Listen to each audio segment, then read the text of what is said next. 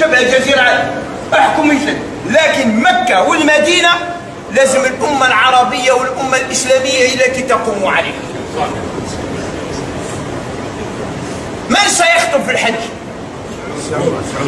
على عمره ما يخطب جزائري، لا ما يخطب تونسي، لا ما يخطب مغربي، لا ما يخطب مصري، دائما يخطب سعودي. تحكم هذه سرقة وسطوة على الحرم المكي والحرم المدني لفرض ما تريدون أنتم.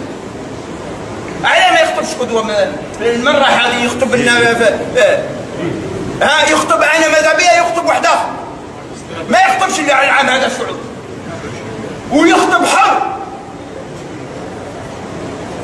لا بد أن نفتك مكة والمدينة من النظام السعودي وردوها للشعوب الإسلامية. هما يديروا الهندسة، هما اللي يبنيوا. بقات الآن فتنة كبيرة يا خاوتي. زيد حاجة ثانية، غلقوا مكة البيت الحرام، غلقوها وسدوها بماذا؟ بالعمارات. لو كانت هذه في الدول عند الدول الإسلامية ما يديروا لها شيء، يديروا لها تخطيط ونديروا بناء خاص. الجزائر عندها مهندسين، وتونس عندها مهندسين، والمغرب عندها مهندسين، وموريتانيا ومصر. قال هاو الحرم المكي والمدني، والسعوديين معليش جزء منهم معليش يجي نهار يخطبوا معليش، صح نهار كامل انتم تخطبوا.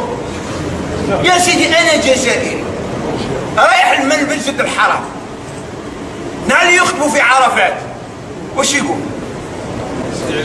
يقول اللهم احفظ الملك واحفظ الولي العهد وولي العهد، والناس يقولوا امين. ماشي تاعنا، لازم تجيب القائمه نتاع كل الحكام والملوك وتعلم واحد ولا لا؟